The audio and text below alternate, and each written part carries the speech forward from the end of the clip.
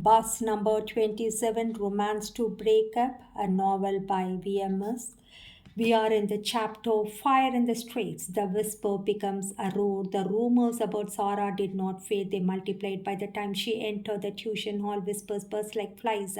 Prabha's girl, not as saintly as she acts. Some boys smirked, some girls looked at her, pity, others with jealousy. Sarah's face burned, but she walked tall inside. Though she was breaking at home, her father grew more severe, focused, study harder, do not shame me, Sarah. Every word was a chain around her neck. She wanted to scream, I'm not the one dragging shame into this house, he is, but she stayed silent. The bold display, it wasn't enough for Prabha anymore to hide behind whispers. He wanted the whole world to see Sarah as is. One morning, the wall outside the college was painted in red letters, Sarah Love Prabha, and beneath it, with heart, lyrics of romantic song he once sang on 27R. Her classmates giggled, some pointed, others stared with shock. By evening, the paint was scrubbed off, but the damage was done. The image lived in every eye. The name Sarah was no longer just the IA's daughter, it was Prabha's girl, the open claim. 2 nights later, Sarah walked back from the library. A crowd had gathered near the tea shop. At its center, Prabha sat on his bike, cigarette dangling, his voice carrying over the chatter. She is fine, he said boldly, pointing toward her as she froze at the edge of the circle. I is father or not. She loves me. She just hides it. Ask her yourself. The crowd turned, the eyes of men, women, boys, and girls, all on Sarah, her throat closed. Her heart screamed no, but her voice failed her. She ran, tears burning her cheeks as laughter and whisper trailed behind her. The breaking point at home, her father already heard. His hand slammed against the table. Do you think I raised you for this shame? Do you think I endured a lifetime of service for my daughter to be paraded by some street loafer? His words cut deeper than knives. Sarah fell silent, shoulders shaking, unable to explain, unable to confess. In a silence, his father's verdict fell like a hammer. From tomorrow, you do not leave this house without me, and if you disgrace this family further, Sarah, you will no longer be my daughter. The dark omen. That night, Sarah stood at her window, tears blurring her vision. Across the lane beneath a flickering streetlight, Prabha stood, his face pale, hollow, yet burning with triumph. He lifted his hands slowly, 2 fingers pressed against his lips, then stretched them toward her, a kiss thrown like a weapon. And then, with a smile that chilled her blood, he mouthed, this is only the beginning. Now the escalation is full blown. Prabha has claimed Sarah, publicly destroying her reputation. Her father's wrath isolates her, making her more vulnerable. The neighborhood now watches her like prey, feeding the cycle of gossip. Prabha's obsession is no longer private, it is spectacle. The spark and the storm. Next chapter, Sarah's decision. Sarah stared into the mirror, eyes red but unbroken. For days she had endured the whispers of father's suspicion, Prabha's shadow poisoning her every step. But tonight something shifted. She would not cover. She would not let Prabha write her story. If he wanted to humiliate her in public, she would confront him in public. If her father wanted silence, she would give him her fire instead. Sarah was her father's daughter, but also her own. The confrontation. The next evening, she walked straight into the lion's den, the tea shop where Prabha and his new circle of thugs launched.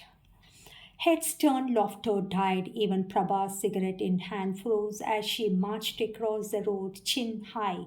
You? She shouted, voice sharp as steel enough.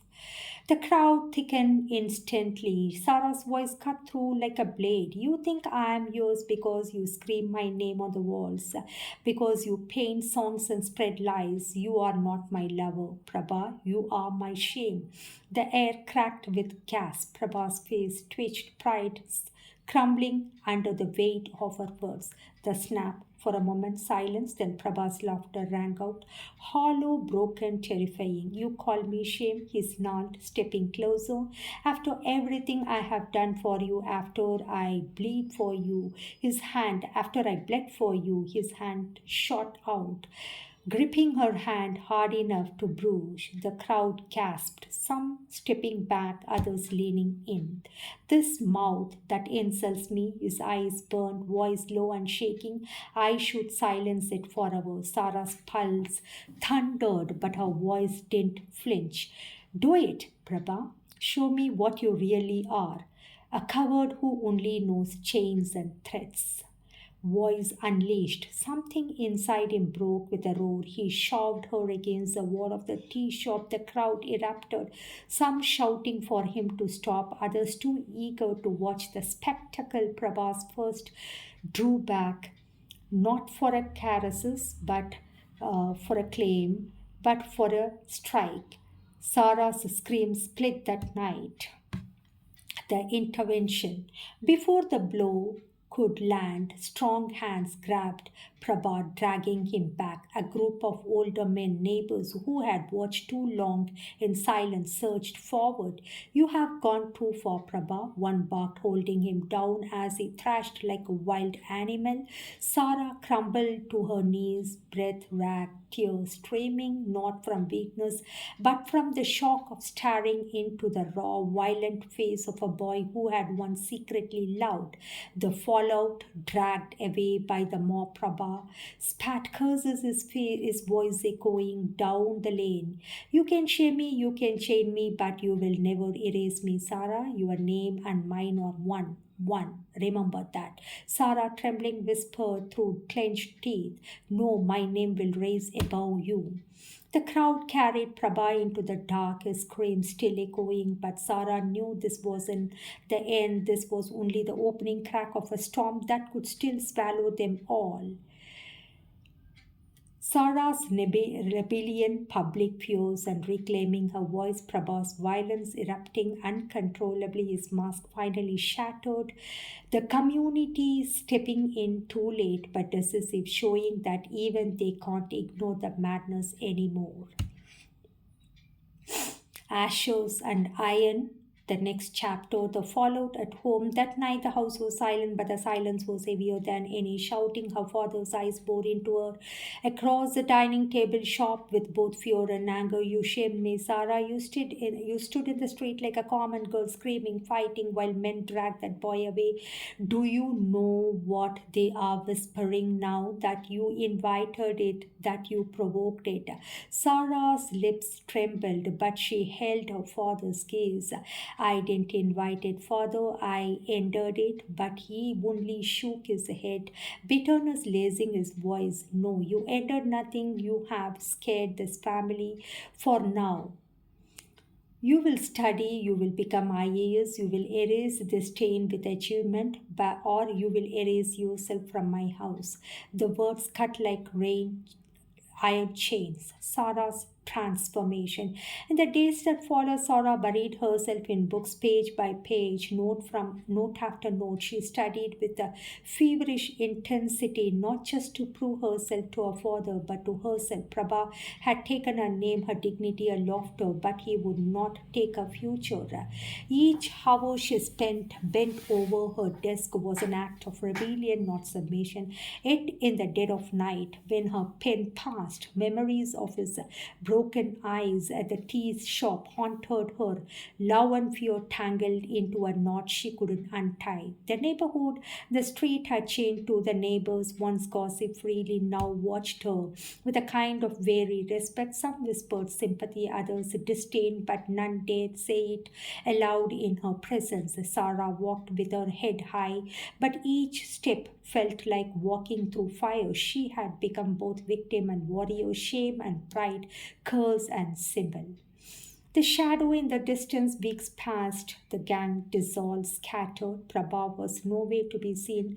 Rumors swirled. He had gone to Kerala. He had been beaten and hospitalized. He had drowned himself in drink. Sarah wanted to believe he had gone forever, but some part of her knew better. Men like Prabha did not vanish, they burned.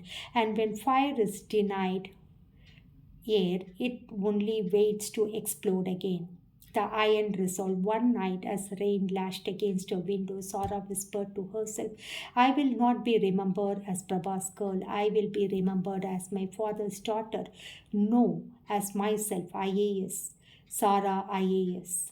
Her eyes were wet, but her voice was still, and somewhere far away, a dimly lit room reeking of liquor and smoke, Prabha sat hunched, muttered her name over and over like a prayer, like a curse.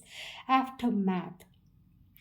Sarah's resilience hardens, forging her toward her IAS dream. Her father's control intensifies, making her rise both a cage and a path. The community shifts, fear and gossip turning into silence. Prabha lingers unseen, broken but not gone, a shadow waiting for his next move.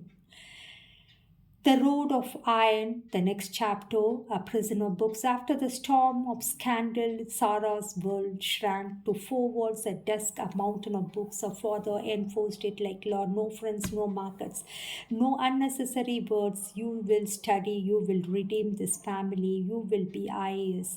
And so she did, hour after hour, her pen scratched against paper. Her eyes devoured text of history, politics, economics. Every time fatigue pulled her down, she heard the whispers of the street, saw Prabha's mocking smile painted in red letters, and she pushed harder. She wasn't just studying for herself, she was fighting ghosts. The cats purred, yet at night, when she laid her head on the pillow, her dreams betrayed her. She would see Prabha's face, sometimes a charming boy singing on 27 hours, sometimes a broken boy clawing at her wrist in the dark. Her heart betrayed her too, aching in ways she couldn't confess, but each morning she crushed those feelings under the weight of her resolve. I will never be wounded, I will rise above him. Exams of fire, the UPS attempt became her battlefield, while others collapsed under the burden. Sarah thrived in the discipline of pain. The harder the question, the steadier her pen. In the library halls, whisper of her past still lingered. Some called her Prabha's girl, others mocked her isolation. But when they saw her scores, their tongues faltered. She was no longer prey, she was becoming untouchable. Her father's shadow, father watched silently, prided and beneath layers of sternness. When the results of her prelims came, he simply placed a hand on her shoulder and said, "You are my daughter, you proved." It was the closest thing to love her he had given her in years, and for Sarah it was enough fuel to keep burning. The transformation, years passed in the rhythm of books and exam, and Sarah, who once feared whispers, grew into a woman of steel. Her beauty remained, but now it was wrapped in dignity, authority, and silence. And an interview board, when asked when she wanted to join why she wanted to join the service, her eyes flickered with fire. To serve the people and to ensure no woman's dignity is ever bartered in the streets. The panel nodded, but Sarah knew she was speaking not to them but to herself, to the girl she once was, to the ghost of Prabha who still haunted her nights. The victory, the day the results came, she sat alone at her desk staring at the screen. Her name gleamed among the top ranks. Tears streamed silently down her cheeks, not of weakness but of triumph. Her father, for the first time in her memory, embraced her. "You are the true heir of my name." Sarah smiled faintly, but in her heart another voice whispered, "I am more than your daughter, I am myself." The shadow beyond. Even in victory, Sarah knew the past was not erased. It lingered like a scar beneath fine silk. And somewhere, perhaps in another city, perhaps watching for the dark, Prabha still existed.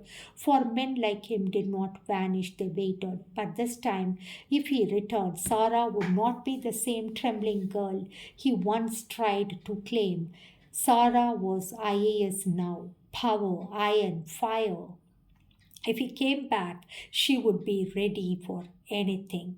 Now, Sarah's race, forged by pain, defined by discipline, her father's shadow pushing her, yet limiting her freedom, the lingering ghost of Prabha not gone but powerless for now.